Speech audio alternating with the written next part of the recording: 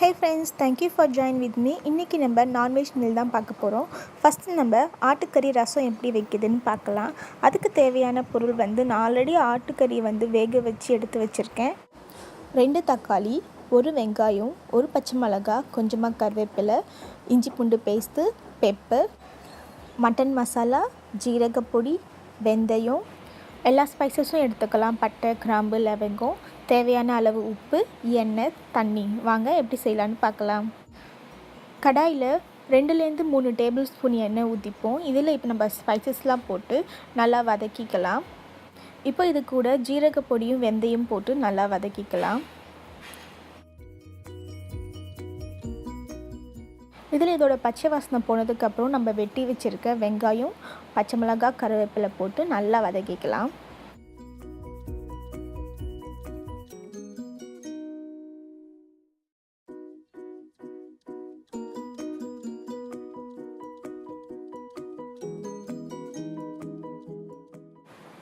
வெங்காயம் இப்போ colour change ஆகிடுது. அது கூட இஞ்சி பூண்டு பேஸ்ட் போட்டு பச்சை வாசனை போகிற வரைக்கும் வதக்கிக்கலாம்.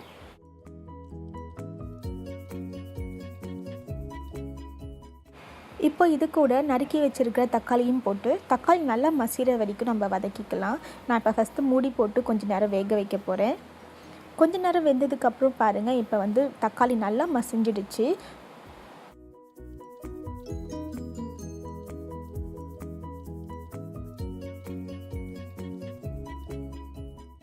தக்காளியை நல்லா மசிச்சு விட்டுட்டு இப்போ இது கூட நம்ம ஸ்பைசஸ்லாம் சேர்த்துக்கலாம்.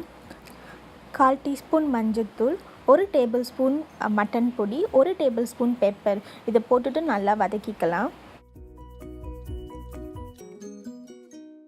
தேவையான அளவு உப்பு போட்டு நம்ம நல்லா கிளறிக்கலாம். நம்ம போட்டிருக்க மசாலா எல்லாமே பச்சை வாசனை போனதுக்கப்புறம் இதில் நம்ம மட்டனை சேர்த்துக்கலாம். இன்றைக்கி நம்ம ரசம் தான் வைக்கிறோம், அதனால் நான் இன்னும் கொஞ்சம் தண்ணி ஊற்ற போகிறேன். சப்போஸ் உங்களுக்கு ரசம் வேண்டாம், எனக்கு கிரேவியாக வேணும் அப்படின்னா தண்ணி நீங்கள் கம்மியாக ஊற்றிக்கலாம்.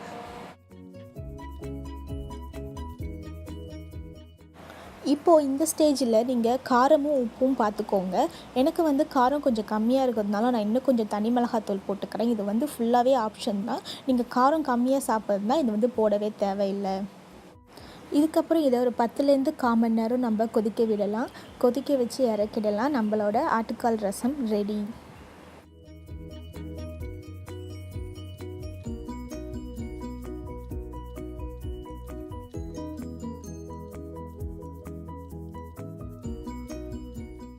நம்மளோட மீனில் அடுத்ததாக நம்ம பார்க்க போகிறது மீன் குழம்பு எப்படி வைக்கிறதுன்னு தான். வாங்க அதுக்கு தேவையான பொருள் என்னென்னு பார்க்கலாம்.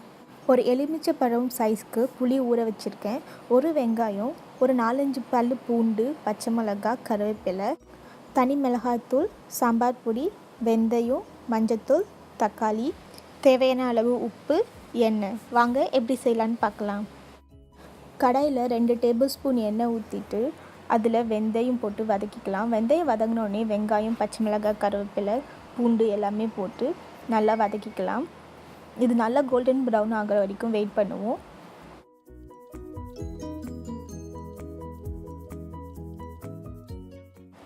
இப்போ வெங்காயம் ஓரளவுக்கு வதங்கிடுத்து. அது கூட நம்ம தக்காளி சேர்த்து நல்லா வதக்கிக்கலாம்.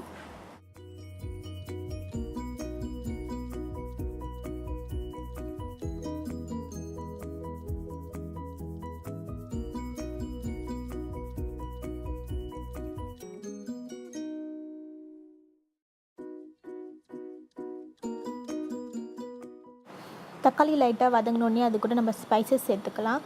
மஞ்சத்தூள், சாம்பார் பொடி, மிளகாய்த்தூள் எல்லாத்தையும் சேர்த்து நல்லா வதக்கிக்கலாம்.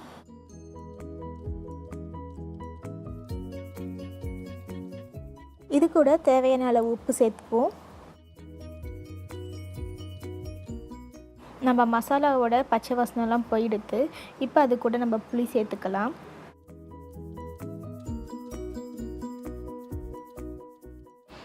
இதில் தண்ணி சேர்த்துக்கலாம்.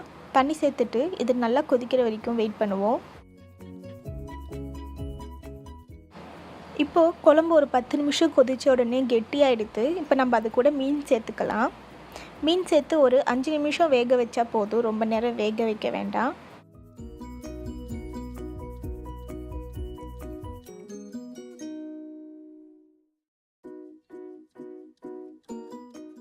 இப்போது 5 நிமிஷம் கழித்து பாருங்கள், நம்ம மீன் எல்லாம் நல்லா வெந்தெடுத்து நம்ம மீன் குழம்பு ரெடி.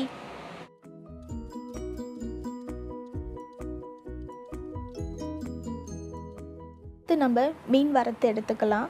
அதுக்கு ஃபஸ்ட்டு நம்ம மீனை வந்து மசாலா போட்டு ஊற வைக்கணும். ஒரு 20 மினிட்ஸ் ஊற வைக்கணும். அதுக்காக நான் என்ன மசாலா போடுறேன்னா, இது வந்து தனி மிளகாத்தூள், சாம்பார் பொடியும் சேர்த்து தான் இருக்குது, நல்லாயிருக்கும். கொஞ்சமாக மஞ்சள்தூள், இஞ்சி பூண்டு பேஸ்ட்டு கொஞ்சமாக, உப்பு போட்டு தண்ணியில் நல்லா பிசைஞ்சிப்போம். தண்ணியாக பிசைய வேணாம், கொஞ்சம் கெட்டியாக இருந்தால் நல்லாயிருக்கும்.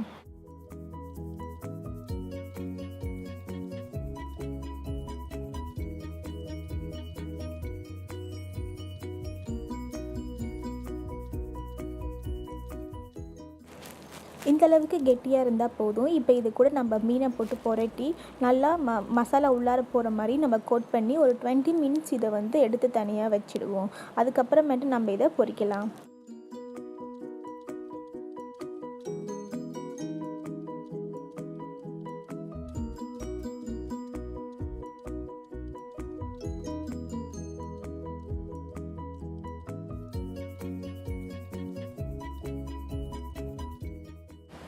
இப்போது பேனில் நான் 1 டேபிள் ஸ்பூன் எண்ணெய் ஊற்றிருக்கேன். அதில் நம்ம மீனை வச்சு நல்லா பொரிச்சிக்கலாம். முதல்ல நான் மீனை வச்ச உடனே நான் இதை கவர் பண்ண போகிறேன். ஏன்னா வந்து எண்ணெய் வந்து மேலே தெறிக்காமல் இருக்கும். நம்ம கவர் பண்ணி ஒரு 2 நிமிஷம் வேக வைக்கலாம். இதை 2 நிமிஷம் ஆகிடுத்து பாருங்கள். ஒரு பக்கம் நல்லா வெந்தெடுத்து இப்போ நம்ம திருப்பி போட்டு இன்னொரு பக்கமும் வேக வச்சு எடுத்துக்கலாம்.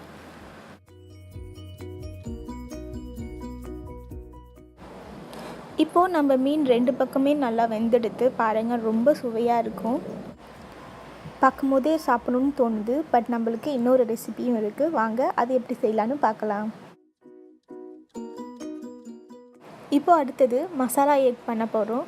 இது ரொம்ப சிம்பிள். வாங்க எப்படி செய்யலான்னு பார்க்கலாம்.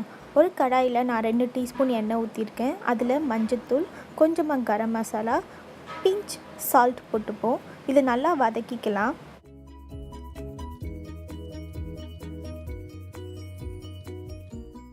மசாலா நல்லா வதங்கிடுத்து. இப்போ அதில் பாயில் பண்ணி வச்சுருக்கிற நம்ம எக்கை வந்து சேர்த்துக்கலாம்.